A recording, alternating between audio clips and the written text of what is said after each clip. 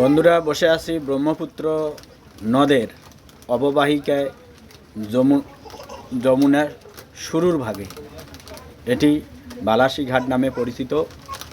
রংপুর বিভাগের কুড়িগ্রাম জেলার ফুলছড়ি থানার অন্তর্গত বালাসীঘাট। এর সামনের দিকে আরও একটি ঘাট আছে, সেটি হচ্ছে পুরাতন ঘাট।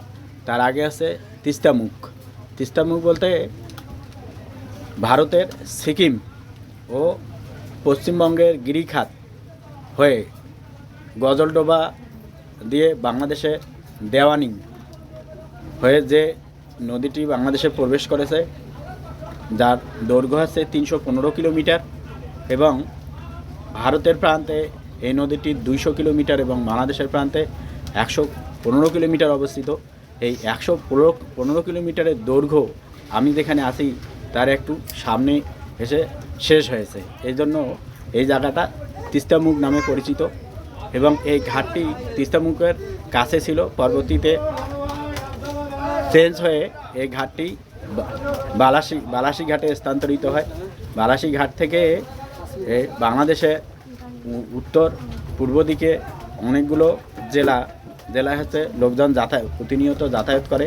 তো ব্রহ্মপুত্র নদ এবং এই তিস্তা নদের দুইটা নদের মিলিত স্থান হচ্ছে এই যমুনা নদের এই প্রথম ভাগ।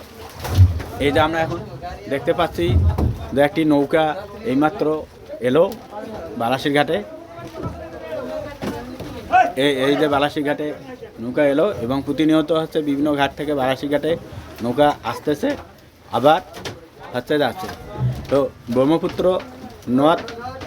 নদের নামকরণটা হচ্ছে, ব্রহ্মপুত্র হচ্ছে দক্ষিণ এশিয়ার মধ্যে একটি সর্ববৃহৎ হচ্ছে দীর্ঘতম সেতু এই নদী। এই নদীটি হচ্ছে চীনের প্রান্তে প্রায় 1600 কিলোমিটার এবং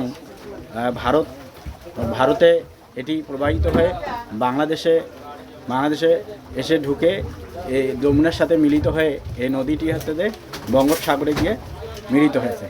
এখন আমি যে জায়গাটায় এসেছি বালাসী ঘাটে পর্যাপ্ত পানি আছে, কারণ বর্ষাকালে যে পানির প্রবাহ, এই প্রবাহটা হচ্ছে যে পর্যাপ্ত এবং পানি এখানে থই থই করতেছে। কিন্তু দুঃখের বিষয় হচ্ছে যে এই ব্রহ্মপুত্র নদ এবং এই তিস্তা নদী, এই দুইটারে অগ্রভাগ প্রান্তে ভারত হচ্ছে বাদ দিয়ে হচ্ছে এই পানিটা সংরক্ষণ করে তাদের রাজ্যের আসাম, ত্রিপুরা, এরপর পশ্চিমবঙ্গ, কলকাতা, বিভিন্ন জায়গায় এই পানি প্রবাহটা নিয়ে গিয়ে তারা সেচের কাজ করে। কিন্তু বাংলাদেশের এই উত্তরাঞ্চল আছে কিছুদিন পর খরাপ্রবণ হবে এবং পানি পাওয়া যাবে না। নদী প্রবাহ থাকলেও দেখা যাচ্ছে যে এই বালাসী ঘাট থেকে বাহাদুরাবাদ ঘাটের দৈর্ঘ্য 19 কিলোমিটার, অর্থাৎ এই নদীটি অনেক বড় প্রশস্ত। এই নদীতে পর্যাপ্ত পানি থাকার কথা, কিন্তু এই বাদ দেওয়ার কারণেই কিন্তু পানির প্রবাহটা থাকে না থাকার কারণে উত্তরবঙ্গের কৃষকরা হচ্ছে কৃষিকাজে হচ্ছে যে যথেষ্ট পানি পাচ্ছে না এবং তারা ফসল ফলাতে পারছে না। অপরদিকে এই অঞ্চলের যে মাঝিরা আছে দীর্ঘদিন ধরে যারা নৌকা চালায়, তারা এখন সিজনাল নৌকা চালায়। অর্থাৎ দেখা যাচ্ছে যে এই বর্ষাকালের শুরু এবং শেষ কিছুদিন নৌকা চালানোর পর তাদেরকে হচ্ছে পেশার পরিবর্তন করতে হয়, কারণ নদীতে পানি না থাকলে নৌকা চলে না। অপরদিকে হচ্ছে মাঝিরা তাদের পেশা পরিবর্তন করেছে। অনেকে হচ্ছে যে এই অঞ্চল থেকে ঢাকা বা অন্য অঞ্চলে গিয়ে শ্রমিকের কাজ করতেছে।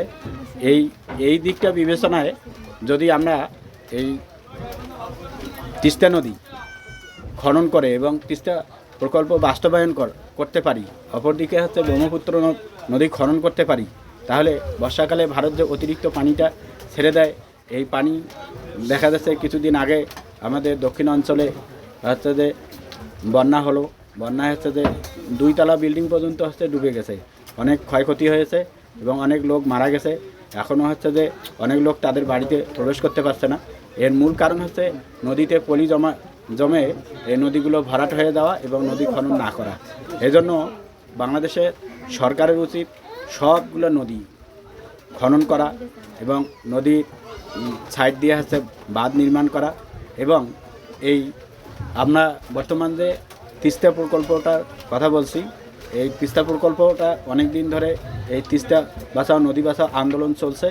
এই আন্দোলন চলবে এবং আমরা ভারতের কাছে আমাদের আন্তর্জাতিক আইন অনুযায়ী যে পানির হিস্সা পাওয়া দরকার সেই পানি আমরা দাবি জানাবো এবং আমরা ভারতের কাছে এই দাবি আদায় করব, যাতে ভারত আমাদেরকে ঠকিয়ে শুধু ভারতের এই জনগণ উপকৃত হতে না পারে।